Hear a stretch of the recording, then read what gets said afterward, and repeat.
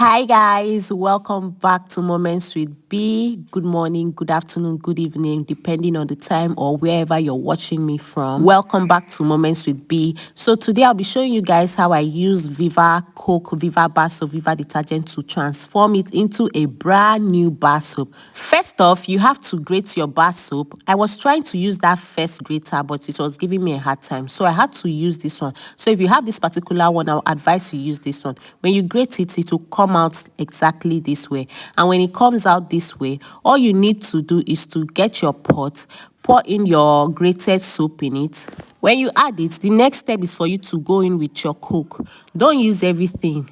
You can use half of the Coke because in my own, I did not use everything. Then pour into your pot and put it on fire and make sure you stir. Keep stirring so that the grated soap is going to melt. Just keep on stirring. Emphasis of stir. Keep stirring. You have to really stir. You know, in any making of soap, you need to stir. Stirring is the in thing. Then after the soap has melted, you go in with your detergents. When you pour in your detergents, you stir as well. Do not use all the detergents. Just put like half of it.